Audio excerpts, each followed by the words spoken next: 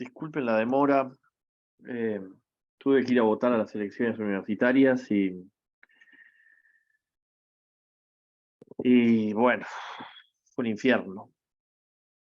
La votación en sí no, pero la calle estaba, parecía víspera de Navidad. Bueno, empecemos. Empecemos sin mayores dilaciones. Eh, bueno, antes que nada quiero pedir eh, disculpas, no solo por la llegada tarde, sino eh, por la, por la conferencia en sí. Eh, cuando, cuando Alejandro, en nombre de la Sociedad Filosófica del Uruguay, me invitó a dar esta charla, eh, mi, mi primera, mi primera este, reacción fue tratar de sacar el cuerpo, porque me parecía, eh, bueno, me parecía un exceso. La invitación me parecía eh, excesiva, pero después le conseguimos dar una vuelta, que creo que terminará siendo la quizás interesante, eh, en la medida en la que no pretendo, eh, no pretendo hablar de nada desde el lugar del especialista, con la, digamos, con la pretensión de traer ninguna novedad o ninguna perspectiva especialmente actualizada, eh, sino más bien reflexionar con ustedes y hacer alguna propuesta que en los años que llevo dictando historia de las ciencias para estudiantes de filosofía de segundo año, que ya son 10 años de experiencia, he podido, he podido, creo, llegar a darme cuenta de que pasan algunas cosas que no es deseable que pasaran y que quizás haya una forma de contribuir a mejorar esa situación.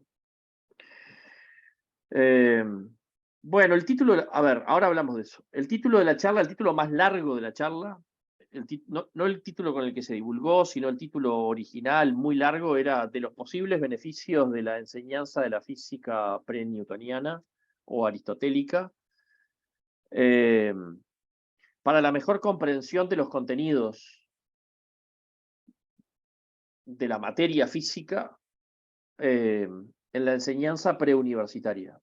De los posibles beneficios, de un enfoque, de introducir un enfoque histórico, bastante más histórico del que es habitual, con el posible resultado benéfico, de que ello contribuya a mejorar la comprensión de los conceptos físicos que deberían ser aprendidos de todos modos, que están en los programas de física, con el presunto, posible, quizás eventual beneficio de que nuestra comprensión de los conceptos físicos mejore.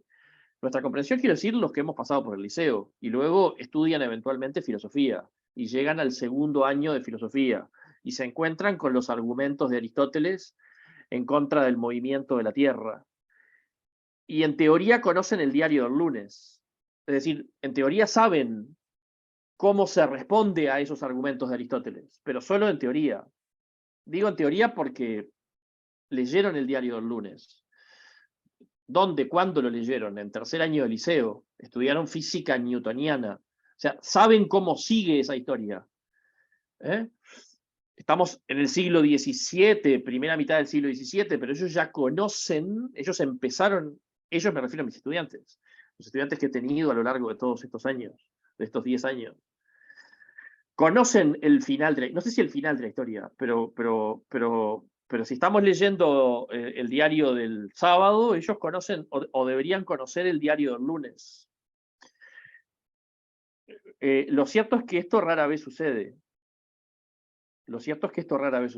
Yo no hice una prueba, que alguna vez me sentí tentado a hacerla, pero no, como para tener una cuantificación.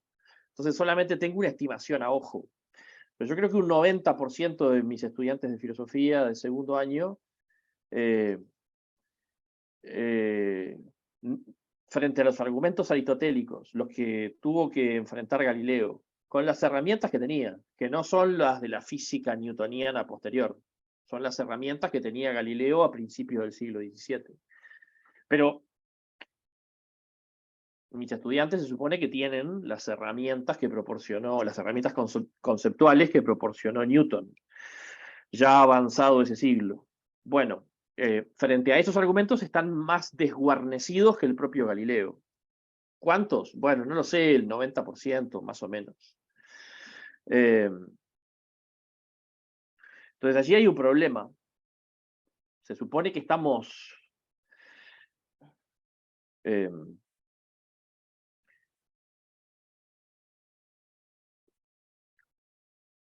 revisando históricamente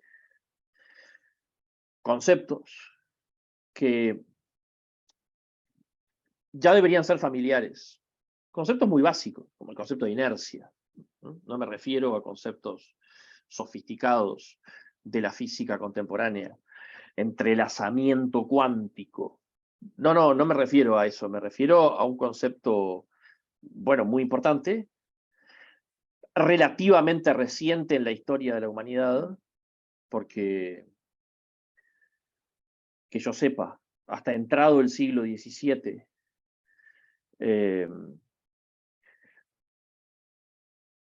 nunca antes, en ninguna civilización, ni en ningún momento de la historia de la humanidad, esta idea, la idea que se plasma en el principio de inercia, había sido antes manejada, que fuera a título de hipótesis. Observo al pasar que no ocurre lo mismo con otras ideas, ¿no? El heliocentrismo de Copérnico es una nueva presentación de ideas que, al menos a título de hipótesis, se habían manejado ya en la antigüedad. Y así ocurre con otras ideas científicas que por algún momento, por alguna razón, en su momento, fin, no son exitosas, pero luego en la historia de la ciencia reaparecen. El principio de inercia no es uno de ellos. Es una idea radicalmente nueva, sencilla en algún sentido, radicalmente nueva, lo suficientemente sencilla como para que en los programas de física se espere poder enseñarla sin revisar ninguno de sus antecedentes. Vean, yo estuve viendo el programa de física, no lo comparto porque no lo tengo en la computadora y mi computadora es muy lenta, pero ustedes lo pueden buscar, son un par de clics si quieren. Yo simplemente lo busco en el teléfono y les leo. No ha variado mucho desde la época en la que yo estudié física. Programa de física, tercer año de ciclo básico, hay una fundamentación, tal.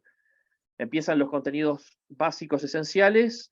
Unidad 1, el gran diseño, las leyes de Newton.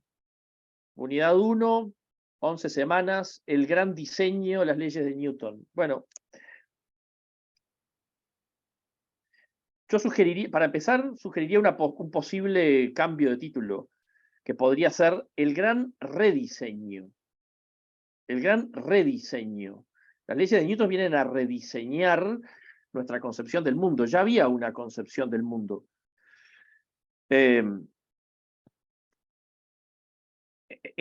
general, pero no siempre, los libros de física elemental eligen ignorarla o incluso ridiculizarla. No ocurre así con todos los libros. Ahora, de otro rato vamos a hablar de este libro que me parece muy bonito, Física en Perspectiva, de Eugene Hedge, que es un libro que no hace eso. Pero ahora vemos. Los programas de mi época, y ya pude constatar que los programas actuales, parten de la base del supuesto de que la física newtoniana se puede enseñar desde cero. Bueno, eso quizás sea cierto, mucha gente la aprende. Mucha gente la aprende y con éxito. Mucha gente no. El grueso de mis estudiantes de física, de filosofía, de historia de la ciencia, tienen dificultades para desmontar ciertos argumentos aristotélicos. Mencionaba recién el movimiento, el argumento en contra del movimiento de la Tierra. Lo voy a recordar dentro de unos minutos. El argumento de Aristóteles es un argumento atendible. Por supuesto, es un argumento lógicamente correcto y se sustenta sobre las bases de su física. Sobre las bases de la física aristotélica, la Tierra no puede estar en movimiento. Y de hecho eso es lo que concluyeron durante 2000 años los aristotélicos. Y supuso para los copernicanos realistas como Galileo, para aquellos que se oponían a la hipótesis o a la lectura instrumentalista de Andreas Osiander, recuerden, el libro de Copérnico tiene un prólogo sin firma, escrito por alguien allegado a Copérnico, no se sabe exactamente si era un amigo exactamente, pero era alguien con quien Copérnico había tenido en todo caso relación epistolar, que agrega ese prólogo sin firma, breve, son 2 páginas, donde sugiere una interpretación instrumentalista. No importa si la Tierra está realmente en movimiento, no importa si el Sol está realmente en el centro del sistema. Hagamos las cuentas con esas hipótesis por el valor instrumental que tienen y no por su presunta capacidad para representar realmente el mundo. Bueno, unos cuantos copernicanos fueron instrumentalistas, como recomendaba no solamente Andreas Osiander, sino también el cardenal Bellarmino, como le recomendó de hecho al propio Galileo. Te enseñe todo el copernicanismo que quiera, absténgase de sostener que sus tesis se corresponden, son literalmente verdaderas, se corresponden con la realidad allí afuera,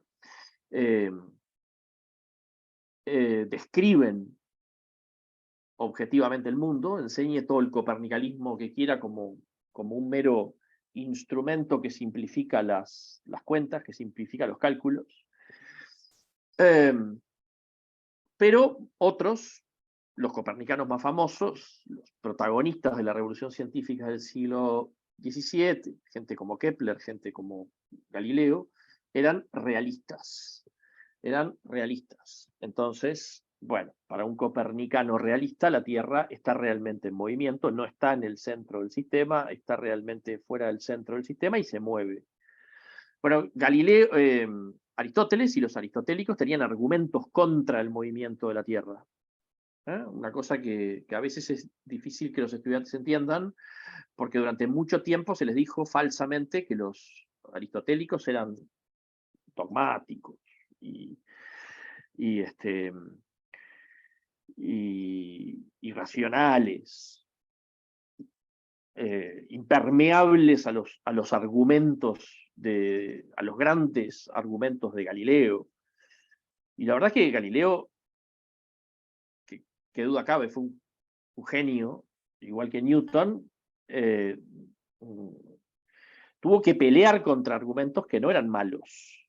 Y puso a la física en camino hacia, puso a la ciencia en camino hacia una nueva física. Una nueva física que él mismo no llegó a forjar. Contribuyó ciertamente, pero no llegó a forjar. Esa nueva física llega recién, bueno, en parte con Descartes. Si le hacemos caso a Poiré, que cree que forjó, encontró, descubrió el principio de inercia antes que Newton, y sin duda termina de llegar con Newton. Es esa nueva física, es esa física de una Tierra en movimiento, como dice Israel Bernard Cohen, esa física que los copernicanos necesitaban, la física compatible con una Tierra en movimiento, la física compatible con la imagen copernicana del mundo, esa imagen copernicana del mundo incompatible con los principios de la física aristotélica, de la física tradicional, de la física clásica, en tanto la física clásica, la física tradicional, la física antigua, de sus principios se seguía la imposibilidad del movimiento de la Tierra. Entonces, este es un tema del que hablamos, que he hablado durante la última década con mis estudiantes de Historia de la Ciencia, y he constatado la dificultad para desarmar esos argumentos. Una dificultad que, digo, se entiende que la tuviera Galileo. Él no sabía dónde terminaba esa historia. ¿Mm? Se entiende menos que la tengan mis estudiantes, que se supone que saben dónde termina esa historia. Bueno, lo cierto es que algunos lo saben, otros vagamente creen recordarlo, y yo creo que la mayoría no lo sabe porque o nunca lo aprendió, que es una posibilidad, o lo aprendió y lo olvidó, que es otra. Entonces, ese es el problema. Digamos, podría seguir hablando de él más tiempo, pero me parece que después en el turno de preguntas, en todo caso, podemos profundizar sobre el problema. Lo repito, lo pongo en una formulación sencilla. Conceptos básicos de la física, no de la física actual, no de la física contemporánea, no de la física que hay un sentido en el que no la entienden los propios físicos. Hay un sentido en el que no puede decirse que no la entienden los propios físicos. Me refiero a los conceptos de la física más simple, entre comillas, de la física clásica o newtoniana, la física que uno empieza estudiando en tercero de liceo. Que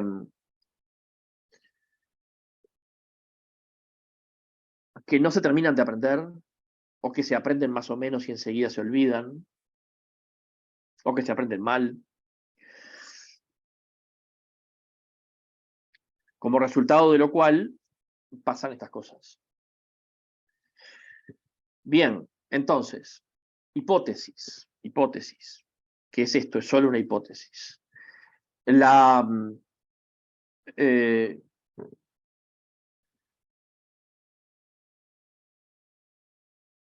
inclusión de contenidos históricos. Es decir,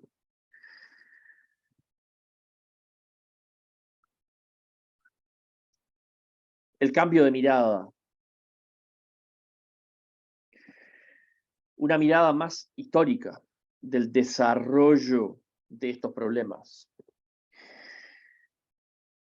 Puede llegar a contribuir a mejorar la comprensión de los conceptos, ¿no? El entendimiento de estas cuestiones. Bueno, eso habrá que verlo. Yo creo que hipotéticamente en el plano de las hipótesis no habría que descartarlo, y no tiene mucho sentido buscar respuestas a priori. Qué sé yo, capaz que sí, capaz que no. Tal como están las cosas, este experimento no lo va a hacer nadie. Tal como están las cosas, dentro de unos años,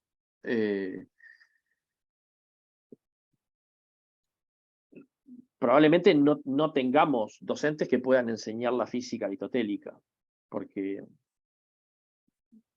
hoy lo podría hacer un profesor de filosofía, por lo menos alguien que haya estudiado un poco de eso en la carrera y luego haya y mantenga frescos esos conocimientos, pero tal como van las cosas, el nuevo programa de filosofía no va a tener historia de las ciencias, va a haber un semestre de epistemología donde no va a haber mucha posibilidad de poner mucha historia de la ciencia, y es muy difícil que haya, vamos a decir así, recursos humanos capacitados en el futuro, en el mediano plazo, para poder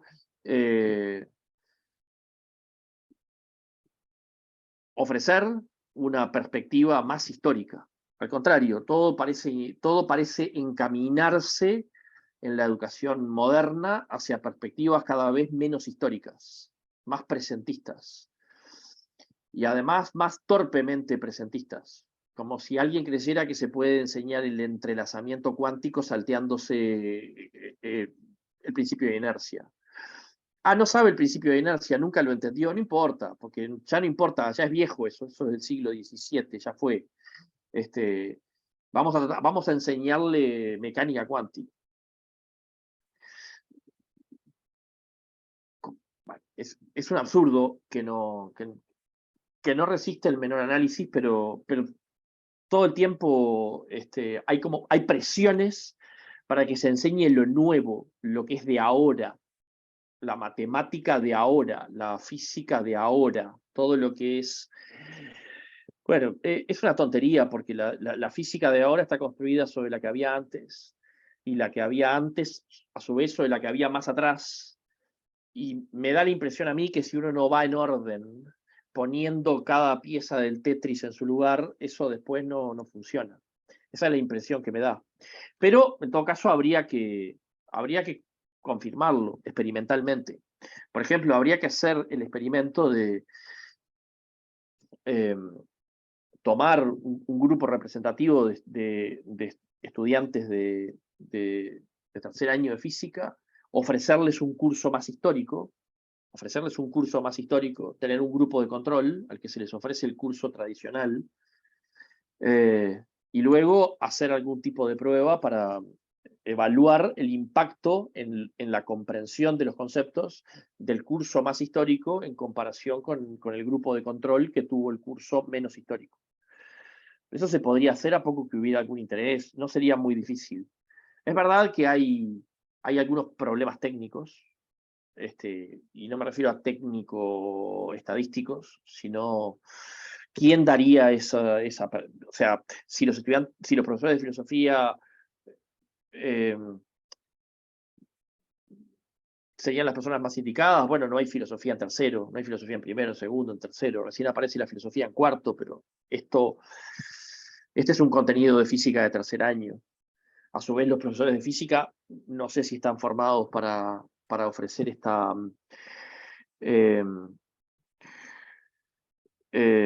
para encarar estas cuestiones con esa mirada más histórica, si tienen los elementos. De algún modo, también se presenta el problema técnico de que no hay textos didácticos en los que apoyarse, aunque algunos hay, ya digo, algunos hay. Este es un buen manual. Quizás se podría escribir otros. Yo, paréntesis, en algún momento tengo el proyecto de escribir en algún momento un manual de física pre-newtoniana. Pero nada, por el mero gusto de hacerlo. Probablemente no tenga cabida ya en ningún estrato de la educación uruguaya cuando terminen de sacar historia de la ciencia de la grilla de filosofía y ya no se estudie en ninguna parte. Pero hay algunos materiales didácticos, algunos recursos didácticos, hay algunos libros de texto que podrían, como que podrían ser de utilidad. Y bien, habría que resolver algunas cuestiones técnicas, pero eso ya sería el diseño del experimento, en el que no me voy a detener aquí porque ya digo, no creo que haya voluntad de hacer el experimento. No sería un experimento demasiado caro, no sería un experimento demasiado difícil, no sería un experimento... no es un experimento imposible de hacer, es un experimento bastante fácil de hacer, pero no creo que haya la voluntad de hacerlo. ¿Bien? Ahí tendríamos elementos para decir una mirada histórica, además de ampliar el horizonte cultural de los estudiantes y tal, tendría el resultado positivamente práctico de ayudarles a entender los conceptos de la física actual, o no tendría ese resultado y es solamente una especie de adorno que no tiene mayores repercusiones. Bien, habría que hacer ese experimento. Habría que hacer ese experimento, yo no lo voy a... No creo que vaya a convencer a nadie de que haya que hacerlo, pero queda planteada la inquietud. Motivos para pensar que el experimento no es absurdo. Motivos para pensar que vale la pena hacer la prueba. Motivos para pensar que, aparte de darle a los estudiantes una perspectiva más amplia, que ya creo que es un fin en sí mismo, pero muchos podrán objetarlo. La idea misma de que la física, la comprensión de los fenómenos naturales no empieza en el siglo, de según qué fenómenos naturales, el movimiento y tal, las fuerzas, las aceleraciones, los fenómenos mecánicos. Que la comprensión de esos fenómenos no empieza en el siglo XVII y que lo que había antes no era puro oscurantismo y barbarie. Bueno, hay un motivo, hay un motivo en sí mismo, se puede considerar que es un fin en sí mismo enseñar las cosas así por la pura fidelidad a los hechos históricos, para no generar en los estudiantes la falsa impresión de que durante 2000 años de historia del pensamiento, eh, simplemente las personas creyeron ideas absurdas y que estaba la respuesta correcta delante de sus ojos. Hay otros motivos, además, me parece, para, para, para hacer las cosas de este modo. De todos modos, permítanme en todo caso hablar de ellos más adelante. Ahora quiero hablar de eh, de lo que a veces se llama la física del sentido común, las intuiciones respecto a los fenómenos físicos que la gente tiene de manera más o menos espontánea. La física del sentido común ha sido estudiada, hay algunos papers. Los papers que yo encontré son algunos, son un poco viejos, pero seguro que si yo hubiera buscado habría encontrado papers más recientes. La física del sentido común ha sido estudiada y el resultado de ese estudio indica que los resultados de ese estudio indican que muchas de nuestras nociones de sentido común se parecen aproximadamente a las de Aristóteles. Y que en ese sentido la física aristotélica es, como ya había observado Coiré hace mucho tiempo, en buena medida la física del sentido común, la física, digamos, del hombre de la calle.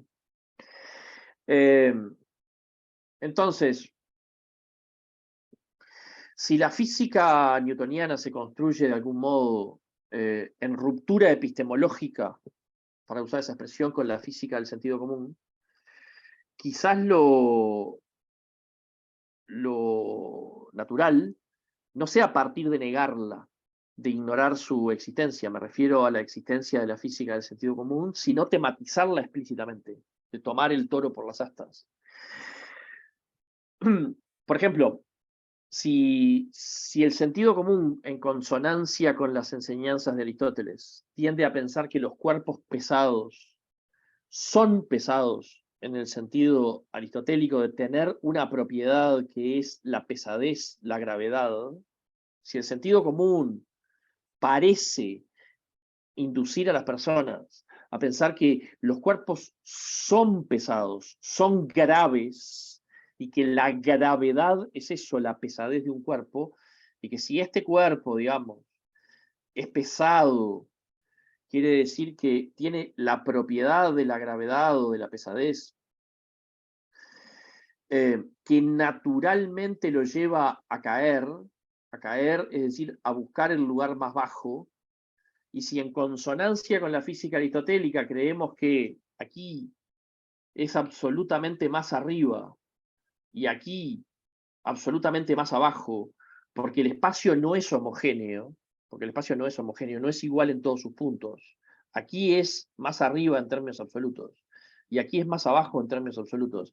Y si este cuerpo es un cuerpo pesado y nada se lo impide, va a buscar por su propia naturaleza el lugar más bajo, y eso es caer, y eso es caer y está en su naturaleza, y por eso si lo suelto cae, pero no hace esto naturalmente. Este movimiento es violento, es antinatural, es contra natura. Es un movimiento que, en el que el cuerpo participa, o del que el cuerpo participa, en tanto se lo fuerza contra su naturaleza de cuerpo pesado, contra su naturaleza de cuerpo grave o pesado, Y por eso requiere de un motor externo, requiere, en este caso, de los dedos de mi mano, que son los que fuerzan contra la naturaleza, violentamente, al cuerpo, a desplazarse hacia arriba. Y desplazarse hacia arriba tiene todo el sentido del mundo, sentido absoluto. Esto es ir hacia arriba, mientras que esto otro es ir hacia abajo o caer. Y los cuerpos pesados caen por su propia naturaleza. Buscan el lugar más bajo. El lugar más bajo es el centro del universo. Dicho sea de paso, el centro del universo en la cultura tradicional, en la cultura griega y en la cultura medieval, en el mundo tradicional, no solo es el lugar más bajo en términos físicos, sino también es el lugar más bajo de una jerarquía axiológica. O sea, nosotros estamos en el centro del universo, significa estamos en el fondo de la olla. Digo porque está aquella creencia de que los antiguos pusieron a la Tierra, el lugar que nosotros habitamos, en el lugar más privilegiado, el centro del universo, el centro del mundo. Sí, sí, el centro del mundo, el centro geométrico del mundo, sí, pero no el lugar más privilegiado, el fondo de la olla, el lugar menos privilegiado de todos, el fondo de la olla. Lo más perfecto está arriba. En esa jerarquía que es, digamos, digamos, de algún modo entreteje una jerarquía axiológica con una, o impregna de un valor axiológico los lugares del espacio, lo que está más arriba es lo más elevado. Y así también los cuerpos celestes, piensa Aristóteles, están hechos de otra naturaleza, de otra, literalmente de otra cosa, de otra materia, de una quinta esencia o éter. ¿Y qué pasa con esa quinta esencia o éter?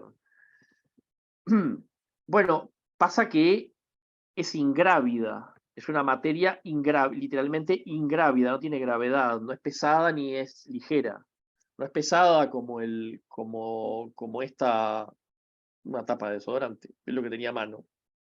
Como este objeto, que por su propia naturaleza y por su propia pesadez cae, ni es ligero como el fuego o el aire caliente, que todos hemos observado que cuando prendemos una estufa en invierno se va hacia arriba, y se aloja entonces el aire más caliente cerca del techo. Y si no hubiera un techo, el aire seguiría subiendo, porque está en su naturaleza ascender verticalmente. Y eso lo podemos confirmar, lo podemos ver cotidianamente, como lo que se calienta sube y lo que se enfría baja. Y por eso el aire que lleva vapor de agua, cuando el vapor de agua se enfría y se condensa y se convierte en agua, cae. Y por eso el vapor de agua asciende y la lluvia cae. Y allá más arriba, en el mundo supralunar, están la luna, el sol, los planetas, que no caen porque no son pesados, porque son ingrávidos.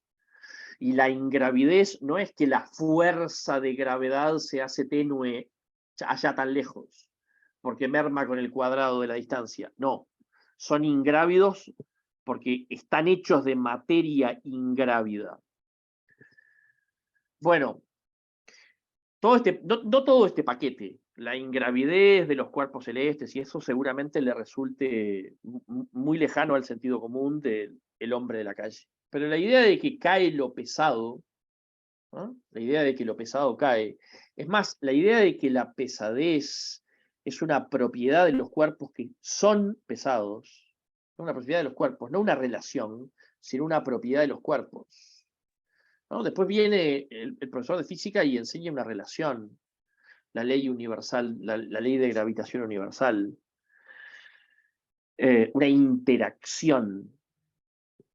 Bueno, y pretende que se la interprete como algo natural y obvio, pero no es natural y obvio. No fue natural y obvio para los seres humanos durante miles de años, Lo que fue natural y obvio para los seres humanos durante miles de años es que los cuerpos son algunos pesados y otros son ligeros, y todavía hay otros que son ingrávidos y que flotan en el espacio exterior, en el mundo supralunar, porque su propia ausencia de levedad o de gravedad les permite estar ahí en sus movimientos circulares uniformes, eternos, por toda la eternidad, sin comienzo ni fin. Entonces, sacando esto último, que ya es propio de una época de la historia de la humanidad, donde era natural ver lo de arriba como más perfecto y lo de abajo como menos perfecto. Así Platón en el Timeo dice que las almas que no han sabido vivir una vida justa y virtuosa, pero que no obstante han tendido a no dejarse seducir por lo material, reencarnan en seres alados, mientras que las otras, cuya falta de virtuosismo, cuyo vicio se asocia al excesivo apego a lo material, reencarnan en seres que reptan. ¿Ah? Así también en la Biblia, el Espíritu Santo es una paloma y el demonio se presenta como una serpiente, porque lo que está en contacto con el suelo, lo que está en contacto con el mundo de aquí abajo es menos virtuoso, es en una jerarquía axiológica menos importante, menos valioso que lo que está allí arriba. Bueno, esa cosmovisión se ha roto, esa idea de que lo de arriba es más valioso que lo de abajo se ha roto. Entonces, hay aspectos de este modelo que no resultan probablemente intuitivos para, llamémosle, el hombre de la calle, como diría Jaime. Pero hay otros que siguen siendo perfectamente naturales, me parece, ¿no? Pensar la pesadez como una propiedad. Eh, Pensar entonces que lo que cae, cae porque es pesado. Entender este lugar como más arriba que este otro como más abajo. Tematizar, por cierto, esto último, detengámonos en el espacio. El espacio aristotélico es un espacio no homogéneo. Es un espacio no homogéneo donde los movimientos, no es lo mismo este movimiento que estoy haciendo con la mano, que es subir, que este otro movimiento que estoy haciendo con la mano, que es bajar, ¿no? Tiene una propiedad técnica que se llama anisotropía. Los movimientos no son iguales en cualquier dirección. Esto es subir en términos absolutos y esto es bajar en términos absolutos. Tematizar eso luego permite, por contraste, hablar del espacio newtoniano. Es más, permite hablar de la invención del espacio newtoniano. Newton inventa un espacio, el espacio absoluto, el espacio del tiempo, absolutos newtonianos. Son un invento, son una construcción, si se quiere. Por cierto, una construcción que luego la humanidad tuvo que desmontar, desconstruir, para acostumbrarnos a un espacio y un tiempo relativos, no absolutos. Entonces, presentar ese momento, la construcción del espacio y el tiempo absoluto como eso, como un momento en el despliegue de un intento de la humanidad por comprender lo que sucede a su alrededor, por comprender, por ejemplo, por qué caen las cosas. Que, por cierto, la comprensión newtoniana de por qué caen las cosas ya no es el final del cuento. Hace 100 años, más de 100 años, que ya no es el final del cuento. El cuento, por ahora, tiene otro final. Probablemente un final que no sea el último, porque, en fin, la gravedad es el centro de una serie de problemas no resueltos, que seguramente vendrá a resolver una teoría que todavía no existe. Entonces, esto tan cotidiano, tan obvio, que se nos caigan las cosas, ¿no? Que viniendo del almacén se nos caiga el paquete y se nos rompan los huevos, eso tiene una explicación Aristóteles, tiene otra explicación para Newton. ¿Por qué pasa eso? Tiene otra explicación para Newton. Tiene que ver con él. En los dos casos, bueno, en los tres, si incluimos a, a, a, a Einstein, tiene que ver con el espacio, tiene que ver, especialmente en Aristóteles, tiene que ver con la geometría del espacio, con el hecho de que el espacio aquí es más arriba y aquí es más abajo, y que lo pesado por su propia naturaleza cae en vez de ascender, y lo leve asciende en vez de caer. Entonces, esa historia que no está terminada, esa historia que todavía la humanidad no ha terminado de contar, porque no ha terminado de descubrir el misterio de la gravedad, porque eso tan cotidiano de que se nos caigan las cosas, todavía no ha terminado de ser explicado, todavía es para nosotros algo que encierra un misterio no resuelto. Con eso la humanidad ha lidiado desde siempre, porque las cosas se han caído desde toda la vida, desde la época de las cavernas. Y la explicación aristotélica de por qué caen las cosas no es una tontería. No es una tontería que después, durante 2000 años tontos, dogmáticos y víctimas de alguna especie de culto a la personalidad, una especie de maoísmo científico, una especie de culto a la personalidad del gran sabio Aristóteles, impidió que se lo criticara. No, las ideas de Aristóteles tenían sentido y encajaban, es verdad, muy bien con una cosmovisión que luego terminó colapsando, que luego terminó volviéndose para nosotros en muchos sentidos ajena. Pero aspectos de ese relato, digamos así, de esa explicación, siguen vigentes en el sentido común. Probablemente eran parte del sentido común de la época cuando Aristóteles forjó su explicación técnica. Cuando Aristóteles le dio un sentido técnico preciso a pensar que esto es más arriba y esto es más abajo. Cuando Aristóteles concibió el espacio de una manera en el que tiene todo el sentido del mundo, que esto sea, aquí sea más arriba y aquí sea más abajo. Después viene Newton y en el contexto de una revolución que tiene muchísimas más aristas, produce una idea completamente nueva, construye una idea completamente nueva de espacio homogéneo, de espacio donde no, en términos absolutos no tiene sentido decir que esto es subir ni que esto es bajar, no hay un arriba ni un abajo, no hay un centro del universo, no hay un centro del espacio, el espacio es potencial, quizás actualmente infinito, y no tiene un centro. Así que no hay un centro del universo, no hay un centro del mundo, no existe subir, no existe bajar, en términos absolutos. La gravedad es otra cosa, la gravedad es otra cosa, es una interacción. Bueno, después viene, todavía la historia sigue, y llega a la física contemporánea y tal, y pasan las cosas que más o menos todos saben que pasan, con el espacio y con el tiempo newtonianos. Bien, entonces pretender enseñar el espacio, el concepto de espacio, el concepto de tiempo, el concepto de movimiento, el concepto de interacción, la gravedad como una interacción, etcétera, etcétera. Ignorando lo anterior, no es que sea imposible. Imposible no es. Imposible no es. Seguro que imposible no es. Seguro que mucha gente aprende física. Y que muchos físicos, de hecho, físicos profesionales, personas que dominan perfectamente estos conceptos y los que vinieron después, no saben de física aristotélica.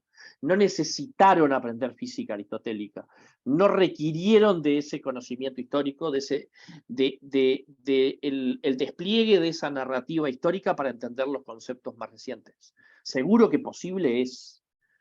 La pregunta es, si cuando se trata de la comprensión de esos conceptos a un nivel más amplio, el tipo de comprensión de esos conceptos que puede llegar a tener alguien que no se va a dedicar en el futuro a ser físico.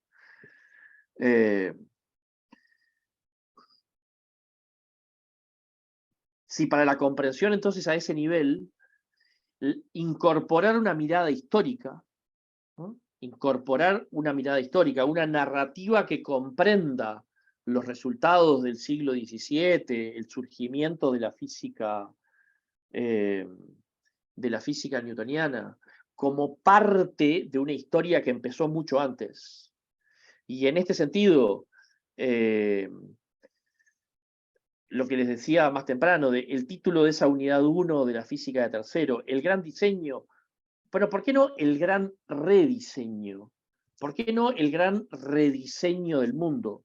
El gran rediseño que supuso concebir el espacio de otra manera, concebir el tiempo de otra manera, concebir el movimiento de otra manera, concebir la caída de los cuerpos de otra manera, etcétera, etcétera.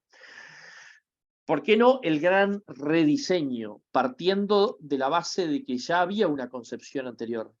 Una concepción que no... que tiene sus méritos, es decir, que no puede ser, o que no debería ser, en todo caso como poder puede, pero que no debería ser descartada con un gesto así como con un gesto de desprecio. Aníbal, te aviso que te estarían quedando 10 minutos para cumplir la hora, para que tengas una Vale, referencia ahí. perfecto.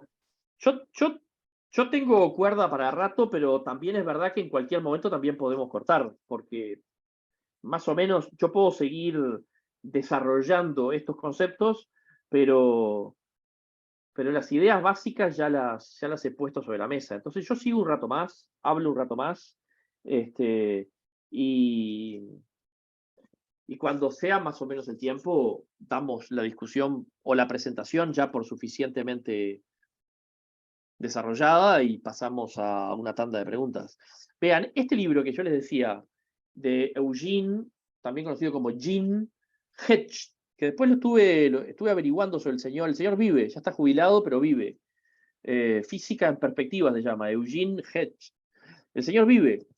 Es un libro que está muy bien escrito. Después averigüé que este señor, además de físico profesional, físico con una trayectoria en el campo de la investigación, yo qué sé, 60, 70 artículos publicados en revistas especializadas y algunos manuales, algunos como este, que es un manual de física preuniversitaria, pero algunos manuales también, sobre todo de óptica.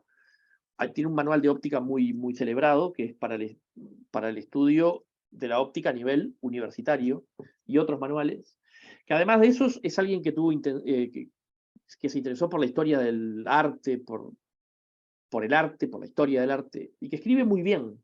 En la secundaria tenía una gaceta literaria y qué sé yo, es un tipo que escribe muy bien, además es muy agradable de leer. Y tiene una perspectiva interesante, me permito leer y comentar un par de párrafos. Dice, si hay un hecho que haya conducido a la revolución científica y más allá, a ese gigantesco salto de la humanidad, si hay un hecho que haya conducido a la revolución científica, se refiere a la del siglo XVII, y más allá, a ese gigantesco salto de la humanidad, ese ha sido el estudio del movimiento. Correcto. No correcto porque lo diga yo, el señor Hedge sabe más que yo, pero ciertamente es así. Si hay un hecho que ha conducido a la revolución científica y más allá, ese gigantesco salto de la humanidad, ese ha sido el estudio del movimiento, la reflexión sobre el movimiento. Sobre lo que los antiguos, siguiendo a Aristóteles, llamaban los movimientos naturales y los movimientos violentos. Por cierto, categorías que se pierden completamente con el advenimiento de la física newtoniana. Se pierden. Ahora, no vale la pena hablar de ellas. No vale la pena hablar de esa física que contemplaba la existencia de movimientos naturales, como la caída de los cuerpos graves, y movimientos violentos como el ascenso de los cuerpos graves, contra su naturaleza, es decir, contra su pesadez que se resiste, contra la pesadez de este cuerpo que se resiste, y tanto más pesado, mayor resistencia, pensaba Aristóteles. Por eso cuesta mucho más levantar un cuerpo pesado que un cuerpo menos pesado, un cuerpo más pesado que un cuerpo menos pesado, esa experiencia cotidiana. Bueno, tanto más se resiste ese cuerpo, cuanto más pesado es, pensaba Aristóteles, porque pone toda su naturaleza, toda su pesadez a resistir ese movimiento que violenta antinaturalmente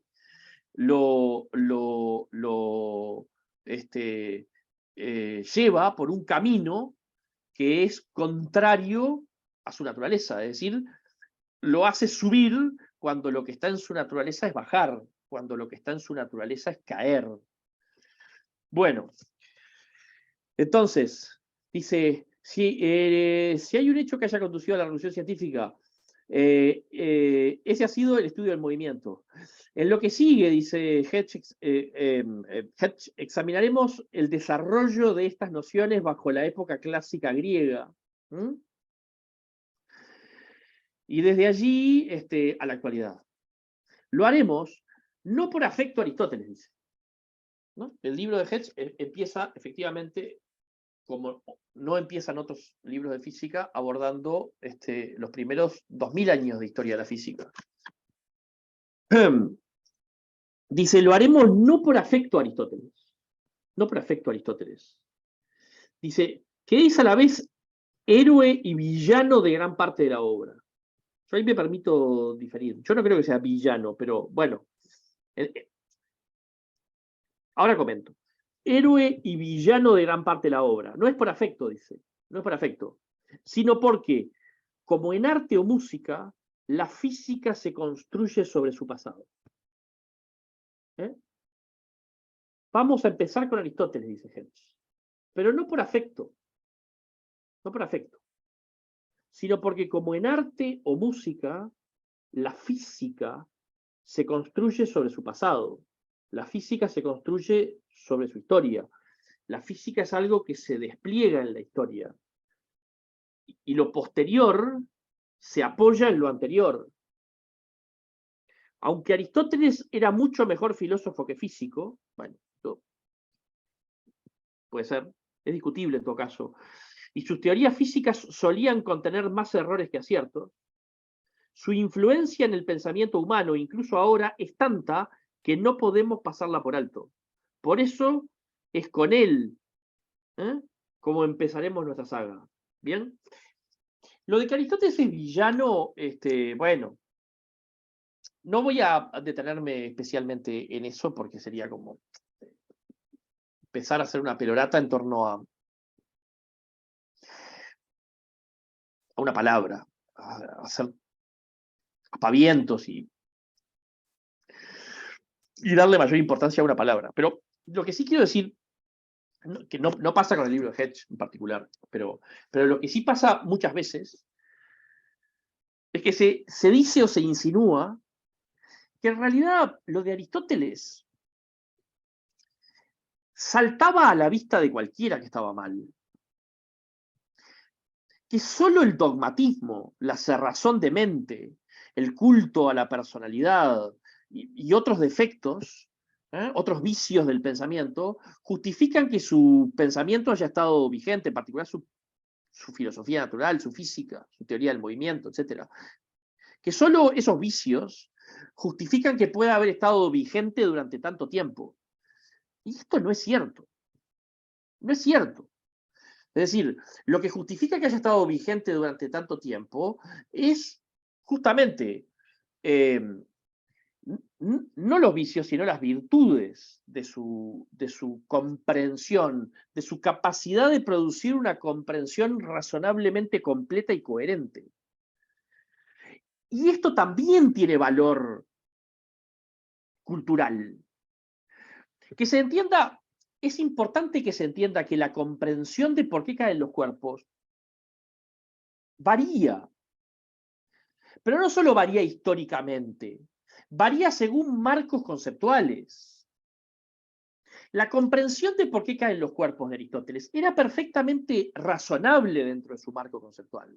Claro, después pasa una cosa, y es que los astrónomos de la segunda mitad del siglo XVI y del principio del siglo XVII, algunos de los más famosos, se convencieron de que el copernicanismo era literalmente verdadero y que la Tierra estaba en movimiento y toda esa física era incompatible con el movimiento de la Tierra, según un argumento que no hemos visto, pero bueno, ahora podemos hablar de él. Es muy conocido, por otra parte.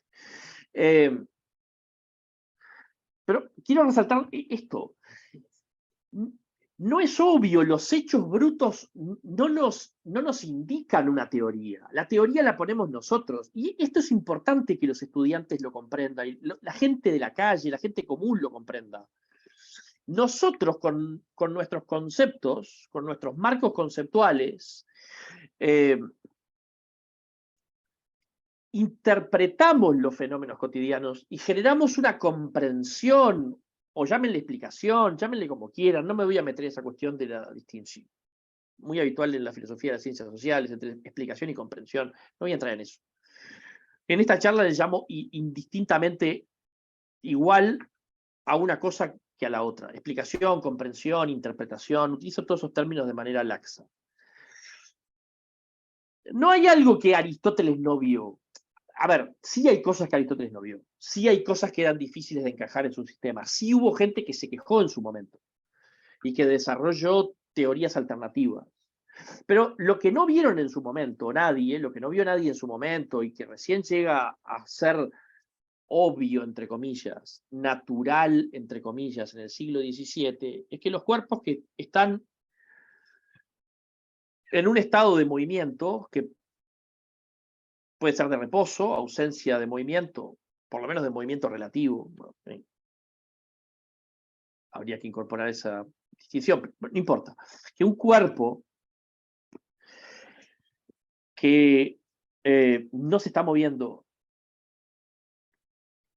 permanece en esa situación, en ese estado, pero que uno que se está moviendo, que ya trae un movimiento, si nada incide sobre él, si no inciden fuerzas sobre él o si las fuerzas que inciden sobre él se anulan, conserva ese movimiento, persiste en ese estado, se sigue moviendo. Bueno, esta idea,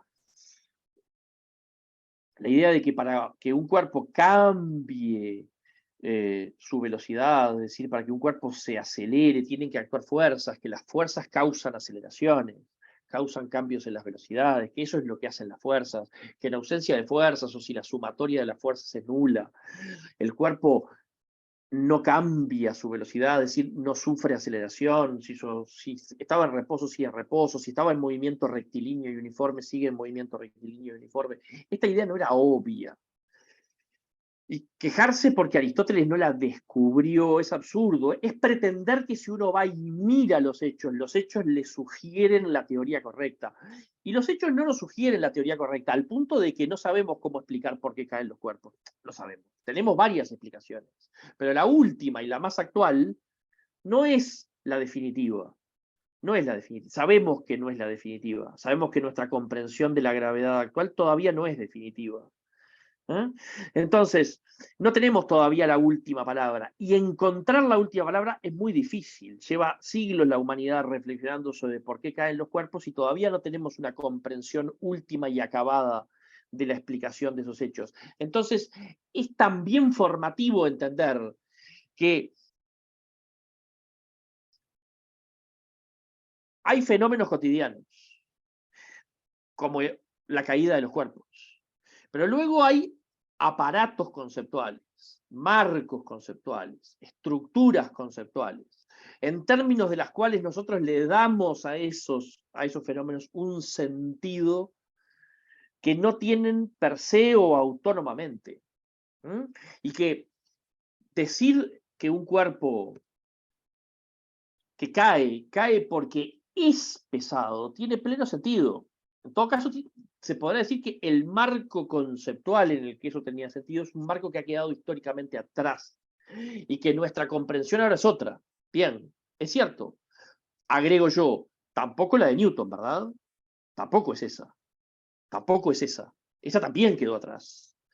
La enseñamos, no obstante, y consideramos valioso enseñarla, y está bien. No sé de nadie que haya sugerido la locura de que, puesto que la física clásica o newtoniana ya no está vigente, habría que empezar por los artículos de Einstein de 1905. y contar la historia de la física desde ahí. No la podemos contar desde ahí. No se cuenta desde ahí en una licenciatura en física. Es verdad que tampoco se cuenta desde Aristóteles, que no se entiende necesario, y probablemente no lo sea para formar un físico profesional. Es altamente probable, es casi seguro, por no decir del todo seguro, que no es necesario, puesto que a la vista están, lo siento, los miles de físicos que se han formado sin un conocimiento de la historia de la física anterior al siglo XVII y que son perfectamente funcionales. Ahora, también está a la vista los ciudadanos de a pie que, habiendo pasado por el liceo y habiendo estudiado la física del liceo, no comprenden adecuadamente algunos conceptos, que sería deseable que los comprendieran, porque si no, no sé, barremos la física al liceo y se acabó. ¿No? Si eso no importa, finalmente, si entender conceptos como inercia, eh, los, los tres pilares básicos de la física newtoniana, si tener una comprensión newtoniana del mundo no importa, bueno, yo qué sé, podemos, supongo, prescindir de esa materia. Y así con casi todo. Podemos dejar, qué sé yo, inglés, pensamiento computacional y administración de empresas. Ahora, si creemos que ciertos, que ciertos conocimientos son valiosos, hay que reconocer que no están siendo retenidos. O incluso quizás no es un problema de retención, es un problema de comprensión inicial. Insisto, porque cuando llega el momento de ponerlos en práctica, por ejemplo, munidos del diario del lunes, decir, no, mire, Aristóteles, cuando argumenta tal o cual cosa, lo hace sobre los principios de una física que es la suya, bien, pero ya superada. Nuestra comprensión de lo que está pasando bajo los principios de la física clásica o newtoniana es esta otra, que es lo que uno esperaría que pasara. Bueno, eso, llegado el caso, no siempre ocurre, en general no ocurre. Entonces, es un problema que hay que volver a tematizar, hay que discutir, hay que presentar en clase, ofrece obstáculos, ofrece dificultades. A mí no me molesta. Lo hice durante muchos años y lo hago con placer. Pero creo constatar que un contenido que debería darse por descontado, que ya que está allí, un conocimiento que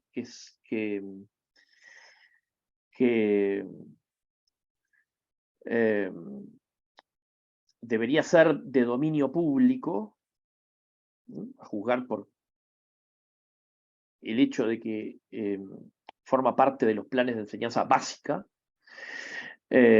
por la que, mal que bien, la inmensa mayoría pasa, y sobre todo, y es seguro que pasaron las personas que siguen escolarizadas y que uno se encuentra en estadios más avanzados, que ese contenido no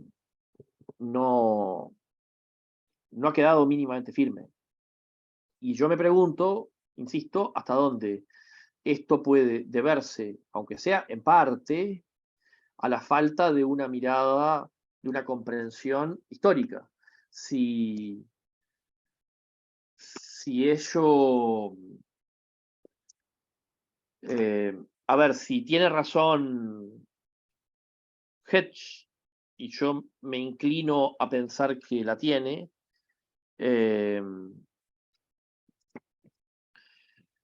si tiene razón Hedge cuando dice, como en arte o en música, la física se construye sobre su pasado, entonces sería razonable que esa hipótesis fuera verdadera. Si efectivamente la física se construye sobre su pasado, de una manera no trivial, porque de una manera trivial, sí, es obvio, pero si los nuevos conceptos de algún modo se entienden mejor a la luz de los antiguos, y también los antiguos a la luz de los modernos, los viejos a la luz por contraste con los nuevos y los nuevos por contraste con los viejos. Si esto es cierto, entonces quizás la enseñanza de la física se vea beneficiada de esa mirada más histórica. En fin, habrá que hacer el experimento, un experimento que no creo que nadie quiera hacer, me temo. Bueno, podría seguir. Tengo En realidad tengo más cosas para decir, pero entiendo que ya estamos en la hora de... pasados de tiempo, porque empezamos más tarde, por culpa mía, pero en la hora de exposición, yo ya llevo una hora hablando, quizás unos minutos más, eh, y la idea no es pasarme groseramente del tiempo gentilmente asignado. Está perfecto, Aníbal. Justo te iba a avisar, me parece bárbaro. Muchas gracias, muchísimas gracias por aceptar participar. Me pareció buenísima la charla. Y está bueno, te enteraste, yo antes de que entraras pregunté si había gente de física en la vuelta. Por lo menos una persona hay, igual es bueno. Y bueno, quizá si esa persona se anima a participar, sería interesante. Pero bueno, en principio abrimos ahora el espacio de preguntas. Pueden este, usar esto de levantar la mano o decir por el chat, y a partir de ahí vamos un poco moderando esa parte. Bueno, Martín, ¿cómo estás, Martín? ¿Todo bien? Buenas tardes, ¿cómo están? Bueno, Martín levantó la mano. Martín, No, yo no dale. tenía ninguna pregunta, básicamente era un aporte, dado que compartimos cursos con Aníbal y que en cierto modo suscribo esas dificultades que él señalaba.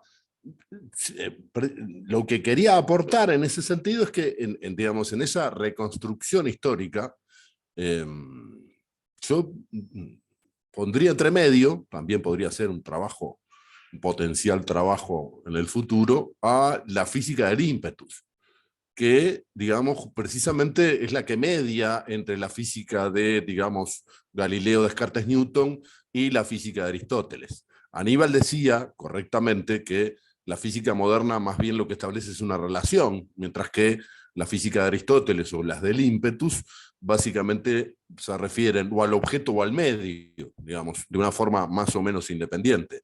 Esto sobre todo en referencia a que, digamos, la objeción que se le hacía a Aristóteles era que para él el movimiento se producía solo por contacto. Entonces, bueno, una de las posibles objeciones era, bueno, ¿cómo es que la flecha entonces llega al blanco una vez que se desprendió, digamos, de la fuerza inicial?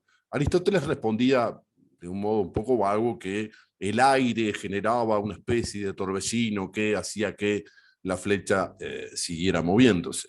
Los nominalistas franceses, Oresme, Buridan, etcétera, sostenían en cambio que era el propio objeto el que tenía un ímpetus, que era el que lo llevaba hacia, ¿no? En cierto modo, lo que la ciencia moderna hace es, bueno, relacionar esas dos cosas, el objeto y el medio. Era básicamente un aporte y agradezco que me permitan realizar. Bárbaro, solo agrego nada más para que sepan los demás que Martín también es profesor de historia y filosofía, historia de la ciencia y filosofía de la ciencia en formación docente.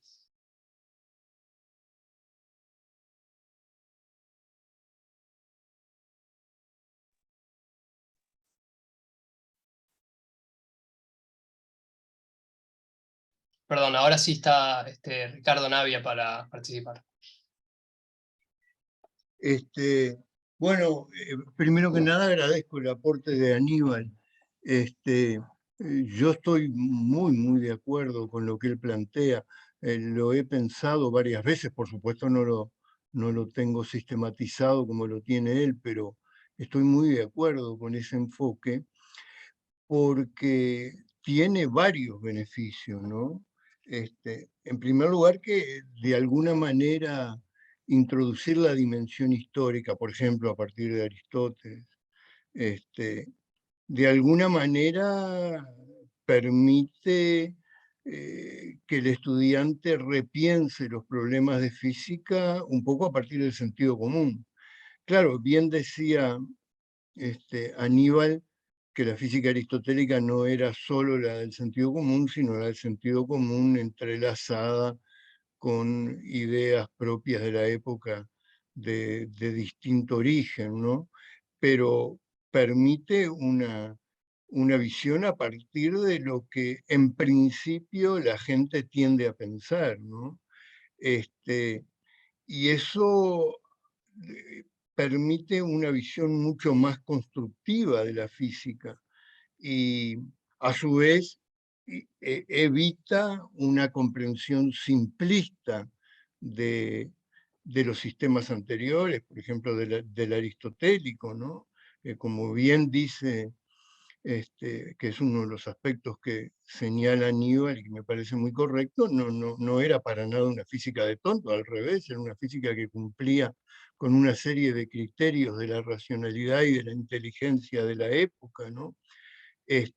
O sea, por un lado permite una construcción del conocimiento en buena medida a partir de la experiencia cotidiana y permite luego ir mostrando la reconstrucción histórica que en buena medida es contraintuitiva, ¿no?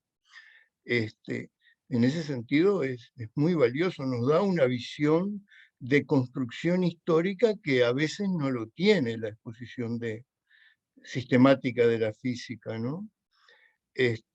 Permite además superar la idea que a veces se nos forma de que los fenómenos se autoidentifican o se autointerpretan, ¿no? Creo que esa idea también la manejaba, permite mostrar todo el grado de constructivismo y de elementos que pone la inteligencia humana para llegar a los sistemas más recientes, ¿no? Quizás la única objeción que podría plantear a alguien que defendiera estrictamente la enseñanza actual de la física podría ser, por un lado, el aspecto económico, ¿no? De no meterse en Honduras, de ir a... Y sobre todo lo que quizás podrían objetar es que de alguna manera ellos lo hacen cuando, sin mencionar a Aristóteles, a veces un buen profesor de física parte de, bueno, ¿y a ustedes qué les parece? ¿Por qué caen los cuerpos? Entonces ahí los estudiantes de alguna manera también están planteando, al plantear la física del sentido común, están planteando un poco la física de Aristóteles, ¿no? Pero una mayor interacción con la historia del pensamiento, con la historia de la física, con la historia incluso de la filosofía, daría una perspectiva mucho más enriquecida de esto, ¿no? Permitiría también a los efectos, digamos, casi gremiales de nuestra disciplina, mostrar el aporte que a todo eso hizo la filosofía, ¿no? Porque como bien decía Aníbal en más de un pasaje, pero especialmente en uno, había que, la idea del espacio isotrópico, homogéneo, etcétera, de Aristóteles, hubo que crearla, no existió, no es de sentido común, no se autoidentifica. Y entonces eso tiene que ver con discusiones que se daban en el plano filosófico también, o sea que también reivindica el papel cultural de la filosofía y su interacción con la ciencia, ¿no? En ese sentido hay un libro que yo siempre manejo y siempre recomiendo a los estudiantes, que es el libro de Friedman, de Michael Friedman, que se llama Dynamics of Reason. No sé si Aníbal o algún otro de los colegas lo ha manejado.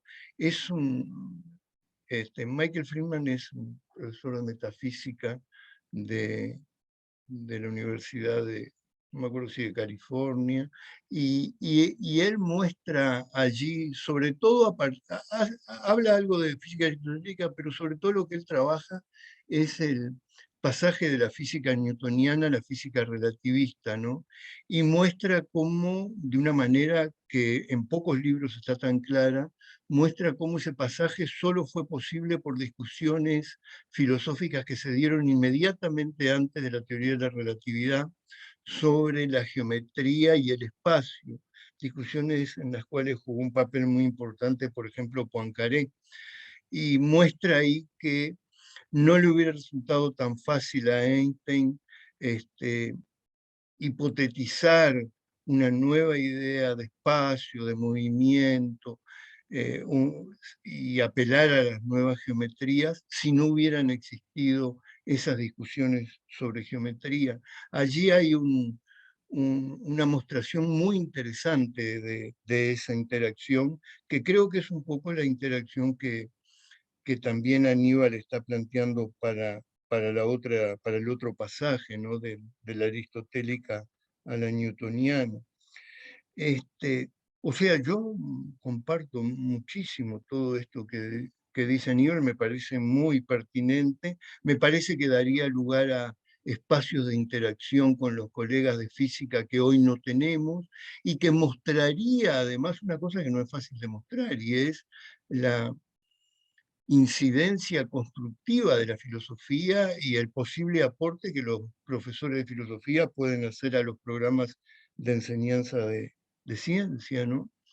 De paso, esto, y con esto termino, esto nos abre también otro camino, ¿no?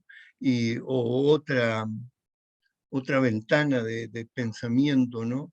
Y es en qué medida nosotros también en filosofía, cuando damos historia de la filosofía, conseguimos o no esta visión histórica y constructiva de cómo se ha ido desarrollando el pensamiento. A mí me da la impresión que en muchos momentos fallamos, que en muchos momentos no logramos mostrar cómo ciertos problemas aparecen a partir de construcciones anteriores, y cómo ciertas soluciones solo son posibles a partir de construcciones o de preguntas que antes hubo que hacer, que no cayeron del cielo ni nada por el estilo. Bueno, un poco eso, por supuesto, respaldo plenamente este aporte que hace Aníbal, que me parece muy, muy interesante. No. Dale, gracias Ricardo. Aníbal, no sé si querés comentar algo o pasamos al siguiente. Bueno, yo puedo hacer comentarios y bueno, primero agradecer a Martín y sobre todo a Ricardo. Estoy completamente de acuerdo. Podría hacer algunos comentarios, pero capaz que podemos darle la palabra a las personas que tienen la mano levantada, y después, en todo caso, yo hago como una ronda de respuestas. Bien. Así contemplamos las distintas intervenciones y también dudas, preocupaciones, críticas, lo que haya. Perfecto, dale. Bueno, entonces pasamos con Brian. Bueno, buenas tardes para todos y todas. No sé si me escucha ahí. Se escucha perfecto. Bueno, en primer lugar, gracias a la sociedad por hacer extensiva la invitación. Yo me enteré por la inspección de física, de secundaria, y bueno, por una cuestión de interés personal, sobre todo en estos aspectos de la relación entre la física y la filosofía, es que ando por acá. En primer lugar, comentar algo que parecería llamativo quizás en este contexto, y es que en la formación de profesores de física no hay espacios de formación en historia de la ciencia, ni en filosofía de la ciencia y de la física particularmente. Yo hace 10 años ya que me recibí, que dejé el IPA, ahora estoy dando clases en el IPA de física experimental, y es algo que desde aquella época en la formación de grado me llamaba la atención, y es que no existiera esto. Hay algunos espacios en los programas actuales que van a caducar seguramente dentro de muy poco, que tienen que ver con algunos proyectos interdisciplinarios, entonces ahí algunos profesores interesados también en estos aspectos pueden mechar algo en la formación de los estudiantes. No, a mí no me tocó más quizás una visión de la física más instrumentalista, como decía por ahí Aníbal. Y nada, agradecer entonces por la charla. Yo me anoté, para mí fue una clase en muchos aspectos. He estado leyendo también por cuenta propia sobre todas estas cuestiones que tienen que ver con la formulación de los principios, la discusión de algunos conceptos básicos, ¿no? A la hora de hablar de la física, el tiempo, el espacio, la masa, la energía, un montón de cosas que uno va a la clase de física y muchas veces habla del tiempo y supone que el otro sabe lo que es el tiempo, tiene una noción clara de lo que es el tiempo, y ni siquiera se pregunta si es la noción que uno tiene del tiempo, ¿no? Y qué diferencias hay con las que tienen los estudiantes, y ahí se empiezan a generar los cortocircuitos que me parece que desencadenan en todos estos problemas que él mencionaba, ¿no? Este diagnóstico que hacía, y que sí, realmente son obstáculos en la formación de la gente de a pie que pasa por la educación básica uruguaya. Así que aportar un poquito de eso a lo que ya se dijo. Y las preguntas, en realidad, que a mí me surgen, tienen que ver con recomendaciones que me pueda hacer el conferencista y algunos otros de los presentes, de por dónde poder empezar a encarar estos temas, o dónde seguir encarando estos temas que tienen que ver con la construcción de los distintos conceptos, y cómo se han ido estructurando las distintas revoluciones, ¿no? En cuanto a la comprensión del movimiento, del espacio, del tiempo. Era un poquito por ahí mi intervención. Muchas gracias. Bárbaro, Brian. Bueno, la verdad que un gusto que hayas podido venir en representación capaz de los docentes de física. Me parece muy valioso todo lo que aportaste. Yo no estaba al tanto, la verdad, de esta ausencia de formación en historia de la ciencia en el profesorado de física, la verdad. Calculo que Aníbal y Martín sí lo saben. Y bueno, vamos a pasar con Inés. Un segundo antes, imagino que Aníbal después puedes compartir tu mail para que puedan quedar en contacto con Brian y de esa manera hacer de manera más cómoda el tema de la bibliografía y poder quedar en contacto, ¿no? Bien. Bueno, pasamos con Inés entonces. Hola, ¿cómo andan? Bueno, gracias por la organización de la actividad, y Aníbal por la exposición, es claro. Está muy bueno pensar en estas cosas, me parece bárbaro. Yo ya conocía esto de estas ideas de Aníbal, y las comparto, pero bueno, tengo algunas preguntas, digamos. La primera es una cosa más práctica, que es la de introducir esto en la educación primaria, que eso era lo que estaba planteado inicialmente, en la primaria y en enseñanza media. Y en enseñanza media, evidentemente, lo veo con una mayor evidencia y lógica para integrarse en los niveles en donde se enseña la física a partir de tercero. En la enseñanza primaria ya tengo mis dudas, pero desconozco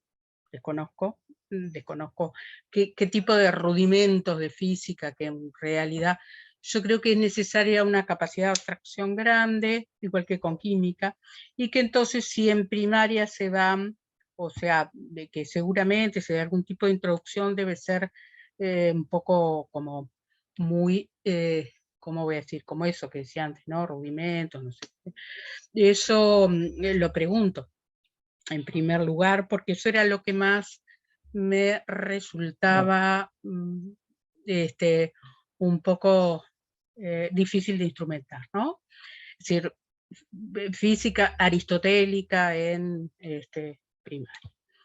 En segundo lugar, mi pregunta es, y hay como tres preguntas, ¿no? No voy a hacer más, pero en segunda, capaz que las preguntas tienen un poco la forma de la objeción, pero no es exactamente una objeción, porque tampoco lo tengo demasiado pensado yo. Pero la segunda es, ¿ocurre esto solo en física? Yo tendería a pensar que esto ocurre en física, en química, en biología, ocurre en todas las ciencias fundamentalmente, porque claro, las ciencias se prestan, todas, matemáticas incluidas, se prestan a qué? Bueno, a dictar esos cursos simplemente con, como decimos, bueno, dicen los estudiantes, una fórmula atrás de la otra, es decir, en términos puramente instrumentales, como se dijo aquí, y no como aquello que es el resultado de un camino de investigación que tiene una historia, y que esa historia no tiene importancia solamente por un hecho nada más que descriptivo, sino que tiene una importancia fundamental para la comprensión. De hecho, por eso es importante, en eso discrepo un poco, ¿por qué es importante dar lo último? Bueno, es importante dar la física contemporánea, la química contemporánea o la filosofía contemporánea, porque químicos, físicos y biólogos son contemporáneos, de alguna manera son voceros de la historia también, porque son el resultado de una acumulación histórica, ¿no?, de conocimientos, y ellos son bien, digamos, los que los generadores de nuevos conocimientos, evidentemente tienen muy clara ese desarrollo. Entonces me parece importante, forma parte del conocimiento el conocimiento histórico. Esa dicotomía es completamente absurda, ¿no? Y en eso estoy completamente de acuerdo. La pregunta es, ¿por qué en particular la física? Yo eso, como digo, lo aplicaría a todas las ciencias, y en general no se aplica en las clases, y eso cada vez es más frecuente.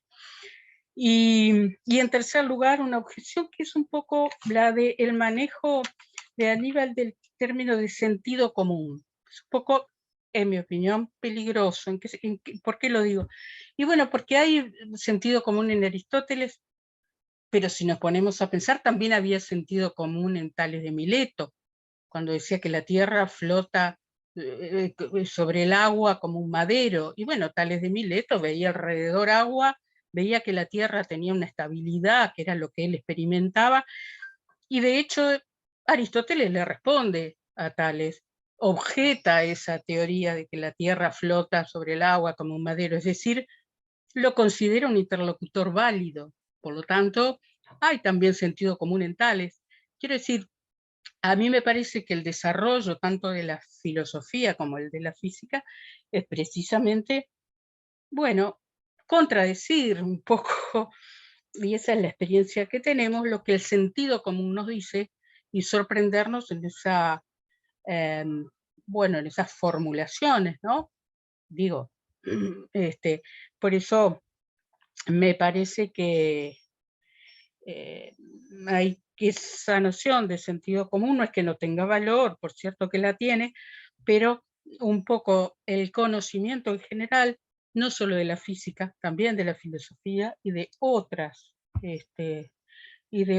ciencias, ha ido en contra de ese sentido común que, como digo, desde la antigüedad fue manejado con no solo esa especie de límpida experiencia con el universo, sino influenciada por un sinnúmero de condicionantes culturales, históricos, de creencias, de valores extrafilosóficos, extracientíficos, y que hacían que el sentido común se guiara en una dirección, ¿verdad?, no en otra. Quiero decir, no es algo, como voy a decir, diáfano y puro. Esas son las tres cosas solamente que tengo para plantear. Gracias. Bueno, muy bien, muchas gracias, Inés. Bueno, no hay más participantes por lo pronto para hacer preguntas, así que Aníbal, si querés volvemos contigo y haces esa ronda final. Bárbaro, sí, perfecto. Bueno, agradezco todos los comentarios y en general los buenos conceptos que se han vertido sobre mi exposición. Agradezco sinceramente. Y paso a comentar, más o menos en orden, las intervenciones. Martín llamaba la atención acerca de la física del ímpetus, y tiene toda la razón. Lo único que tengo para decir es que tiene toda la razón. Yo a veces uso el término física aristotélica como un contenedor de una serie de físicas que no son exclusivamente la de Aristóteles. Quizás el término más adecuado sería físicas pre-newtonianas, las físicas anteriores a Newton, donde está la propia y ortodoxamente aristotélica, aquella que reconoce como un principio que el movimiento violento se transmite por contacto, por contacto físico y que cesa instantáneamente cuando cesa el contacto entre el motor y el móvil. Entonces, el carácter antinatural de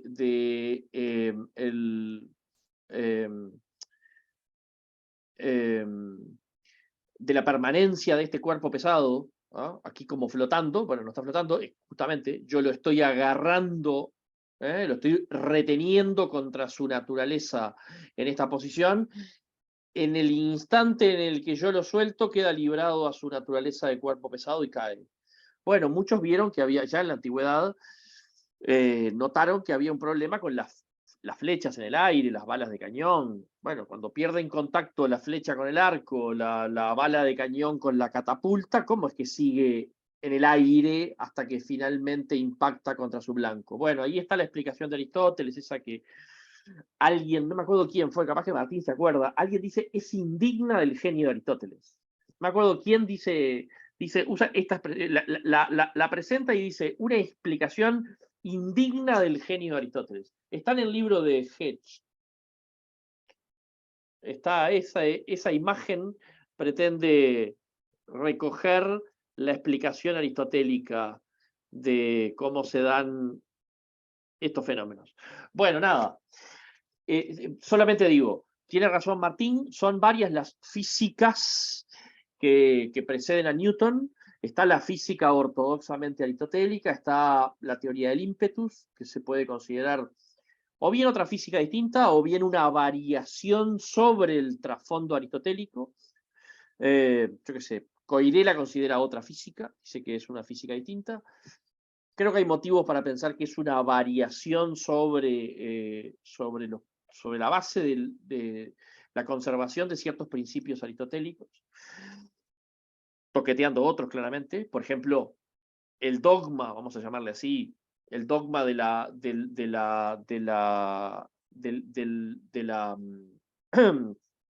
transmisión del movimiento violento por contacto físico, y la idea de que cesa automáticamente esa transmisión antinatural, violenta contra natura, cuando cesa el contacto físico entre el motor y el móvil. Pero lo cierto es que habría que hablar en puridad de varias físicas, y no solo de física aristotélica. Es una simplificación de mi parte y la asumo como tal. Bueno, luego Navia, que no sé si todavía está allí, creo que...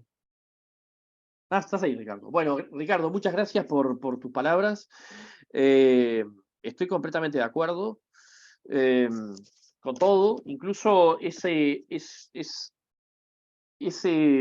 digamos, comentario acerca del interés, llamémosle gremial, que tendría abordar estas cuestiones de esta manera, tanto porque le da visibilidad a la filosofía como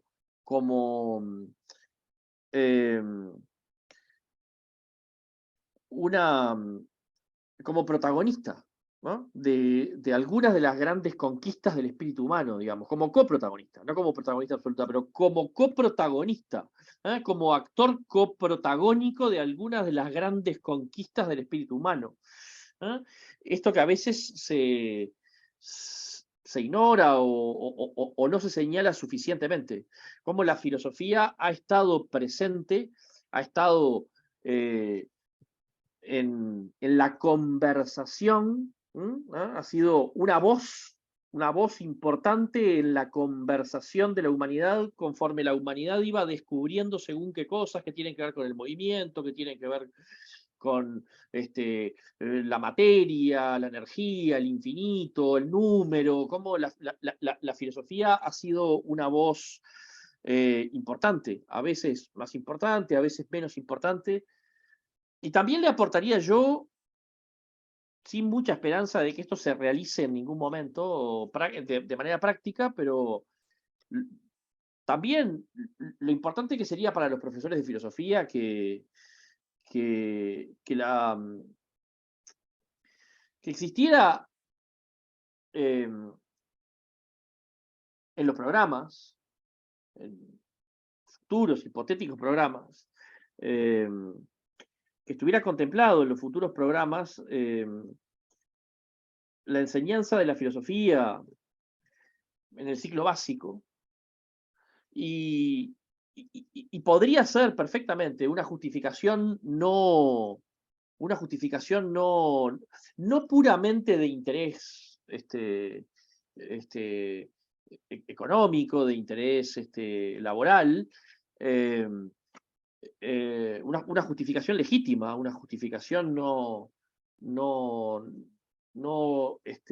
oportunista, la posibilidad de que en el diálogo entre la filosofía y la ciencia, que ya me apresuro a decir, no es solamente la física. Yo puse el caso de la física porque no quería que mi charla fuera muy general. No quería que mi charla fuera demasiado general y que de algún modo, aunque fuera interesante, se agotara en generalidades. Quería que viéramos algo concreto. Pero por supuesto que pasa también con la biología. Pasa por ejemplo, con la teoría de la evolución. Yo creo que se vería enormemente beneficiada la enseñanza de la biología si la teoría de la evolución se estudiara también en su desarrollo histórico, en su propia evolución. Entonces, por supuesto que me adelanto a decir que desde luego no pasa solo con la física, no pasa solo con la física. Y si llegáramos a la conclusión de que el profesor de filosofía tiene algo que aportar, a la mejor comprensión de algunos conceptos centrales, y que en el diálogo entre el profesor de filosofía y el profesor de física, entre el profesor de filosofía y el profesor de matemática, entre el profesor de filosofía y el profesor de biología, cuando se está hablando del movimiento de los cuerpos, cuando se está hablando del infinito, los infinitos, en caso de matemática, cuando se está hablando de teoría de la evolución, y así en tantos otros casos, habría una justificación para decir, bueno, hagamos el experimento. Contemplemos en estos hipotéticos programas futuros una filosofía, una enseñanza de la filosofía en diálogo con la ciencia. En diálogo con la ciencia, de tal manera que los profesores de ciencias puedan trabajar apoyándose en el profesor de filosofía y el profesor de filosofía apoyándose en el profesor de ciencias. El profesor de ciencia trabajando específicamente lo propio de su disciplina y el profesor de filosofía también desde su comprensión de la historia de la filosofía y de la historia temprana de algunas ciencias que se confunden con la propia historia de la filosofía, ¿no? De la historia temprana de la física, la historia temprana de la biología se confunde con la propia historia de la filosofía. Poder trabajar a la par, mancomunadamente, a los efectos de mejorar la comprensión de algunos conceptos que hoy, centrales, que hoy parece que... a ver, estoy leyendo el chat.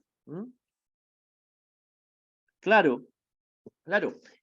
Por supuesto que si la física empieza en cuarto, hay cosas que ya no se pueden hacer retrospectivamente. Por eso, esto iría de la mano de una filosofía que se enseñaría desde segundo, desde tercero, incluso desde primero, con unos programas que estuvieran pensados para que el profesor de filosofía pudiera dialogar con sus colegas, con unos programas que deberían estar más o menos emparejados, para que los contenidos que se trabajan en filosofía estuvieran razonablemente emparejados con los contenidos que se trabajan en qué sé yo, en física de quinto, en física de tercero, perdón, con la filosofía de tercero, en biología de cuarto, donde se veía o se debe seguir viendo genética, teoría de la evolución, con una filosofía que también acompañara estas cuestiones, con profesores que puedan apoyarse los unos en los otros. Entonces, también sería una salida laboral no traída de los pelos, no antojadiza, no meramente trabajo para nuestros egresados, que sería perfectamente legítima y que yo creo que contribuiría a una mejora sustancial de la educación. Por eso digo, no es antojadizo, no es meramente un reclamo gremial, más horas para los profesores de filosofía, es más horas para los profesores de filosofía para que hagan algo que la educación necesita y a la que los profesores de filosofía creo yo que legítimamente pueden contribuir con su conocimiento. Sí, sería una contribución legítima de la filosofía, no solamente a hacer eso que bien decía Ricardo, que era realzar el papel histórico de la filosofía en la construcción de según qué logros del espíritu humano, sino también para contribuir en el aula a la mejor comprensión de conceptos que a la vista está, hoy no se comprenden suficientemente bien, y uno piensa que el profesor de filosofía podría ayudar. Bueno, muchas cosas para decir en ese sentido, pero no quiero eternizarme. Esto que yo había mencionado al pasar, que Ricardo también señaló, que los hechos no se autointerpretan. Me parece muy importante. Son los profesores de filosofía los que naturalmente tienen que contribuir a que se comprenda esta verdad fundamental. Los hechos no se autointerpretan. Los hechos no se autointerpretan. Es importante, entonces, que esto se comprenda, y que se comprenda no como un eslogan, sino que se palpe la realidad de esta máxima. Los hechos se interpretan y se reinterpretan y se vuelven a interpretar, y la historia de según qué campos del conocimiento humano se puede contar eventualmente como la historia de esas reinterpretaciones de los mismos hechos, entre comillas. Entonces, esto también es una enseñanza importante. Cuando Husserl escribió aquel famoso trabajo, La Tierra no se mueve, la Tierra no se mueve, la Tierra está inmóvil, no me acuerdo cómo es, lo tengo por ahí, lo puedo, avanzados los años 20 o 30, en la época, más o menos en la época de la crisis de las ciencias europeas y la fenomenología trascendental, por supuesto que Husserl no ignoraba que la ciencia moderna, la ciencia copernicana, puso a la Tierra en movimiento.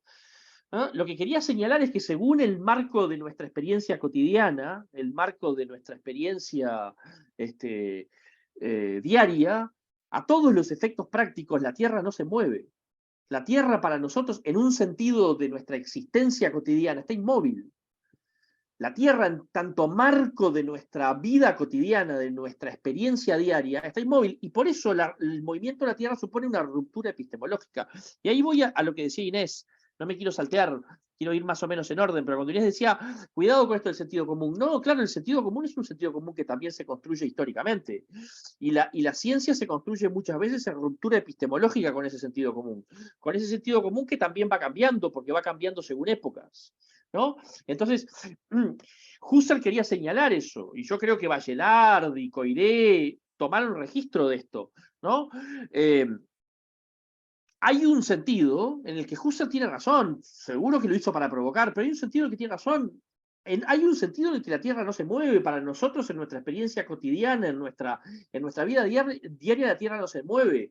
Asumir que la Tierra se mueve supone una ruptura epistemológica, supone romper con ese sentido común, entre comillas, que entiendo que es un término que hay que usar con mucho cuidado, pero que con la debida cautela se puede usar.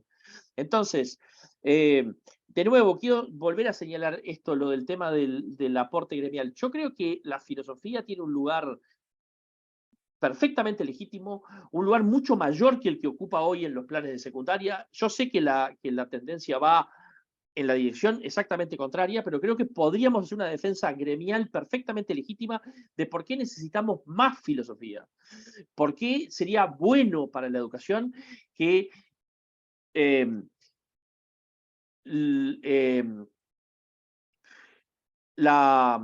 aporte de la filosofía estuviera más presente en los planes de estudio. Y lo podríamos defender de esta manera. Yo creo que si pudiéramos hacer alguno de estos experimentos y mostrar concretamente, vea cómo mejora la enseñanza de la ciencia cuando usted pone más filosofía, más historia de la ciencia y más filosofía. Vea cómo mejora la comprensión de la física, vea cómo mejora la comprensión de la biología, vea cómo mejora la comprensión cuando usted agrega filosofía. La filosofía ayuda a mejorar la comprensión, ayuda a tener una comprensión más profunda, más duradera. Yo creo que es una argumentación perfectamente legítima. Si pudiéramos hacer si estuvieran dadas las condiciones institucionales para hacer algún pequeño experimento que nos respaldara, que dijera, mire, tomamos un grupo, cambiamos el encare de la enseñanza de la física, enseñamos más historia de la ciencia, más filosofía de la ciencia, luego evaluamos, teníamos un grupo de control, evaluamos los resultados, el grupo donde se les dio más filosofía, más historia, consiguió una comprensión más profunda, más duradera de los conceptos, el otro no, entonces podríamos decir, bueno, el camino es este. Y es un camino que, insisto, además contribuiría a una mejor inserción de los... Sí, como están las cosas, dentro de poco no lo vamos a poder hacer ni mental. Como vienen las cosas, no nos van a dejar hacer ni el experimento mental.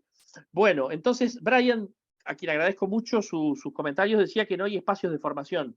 Yo creo que eso, bueno, por lo que digo, no habría que tener muchas esperanzas en que eso cambie, pero creo que si como sala de filosofía, con la sala de física, empezamos a tener más intercambio, un intercambio más fluido, más duradero, puede ser que consigamos en los intersticios de lo que nos deja el sistema ir colando alguna cosa, aunque sea algún seminario, alguna cosa extracurricular, alguna jornada de actualización, algún grupo interdisciplinario de física y filosofía que podamos anclar en algún lugar, qué sé yo, el IPES, o en algún lugar donde podamos establecer un espacio donde primero de encuentro, de conocernos, de vernos las caras, y luego quizás podamos hacer algunas jornadas, podamos hacer encuentros, podamos hacer cursos de actualización, quizás con el apoyo de la inspección podamos hacer alguna actividad que llegue realmente a los profesores y que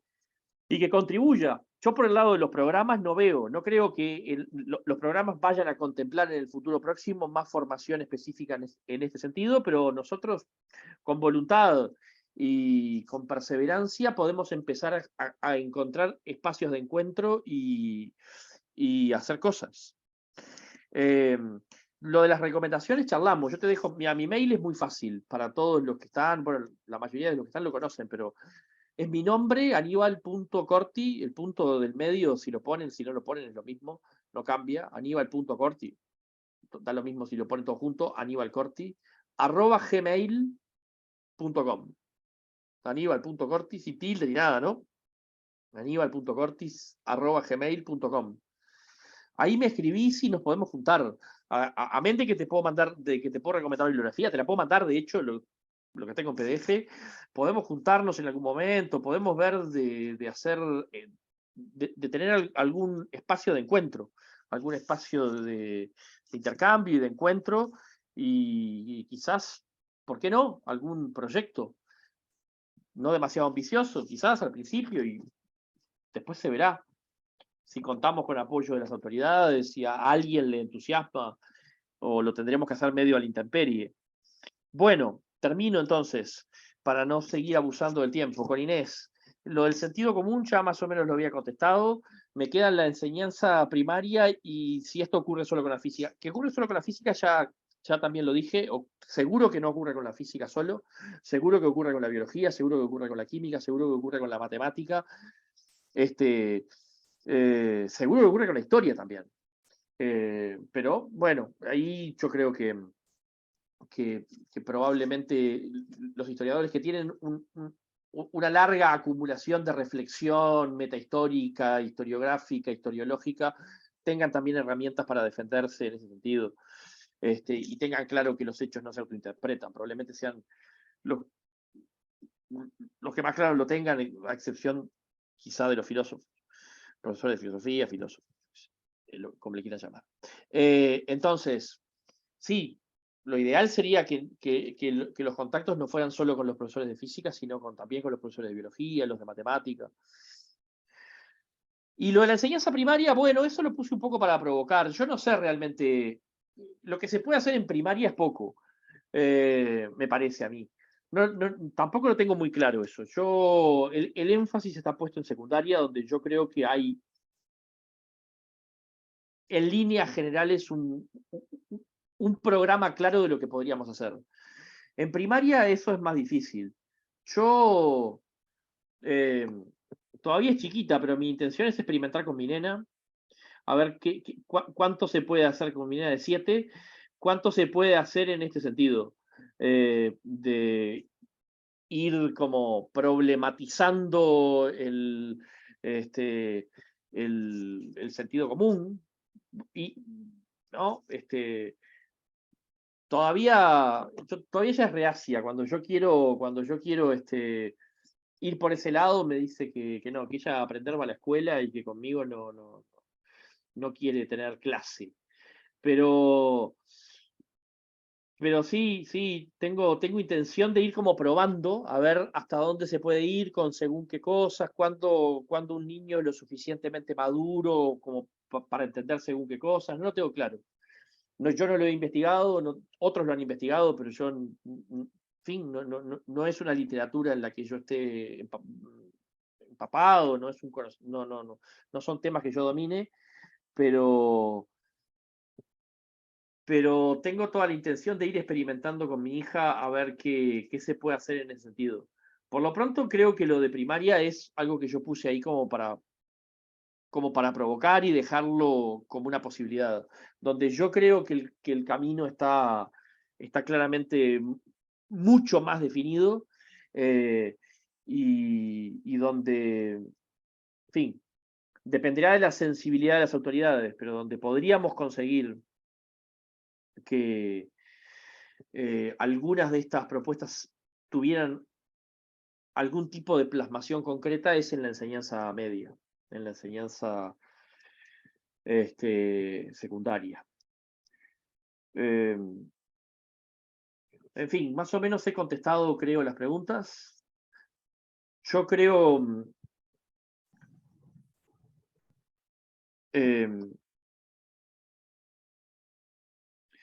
que si nos empezamos a juntar más con la gente de física, ahora, por eso me parece tan importante que Brian haya participado y que más o menos, en fin, le haya gustado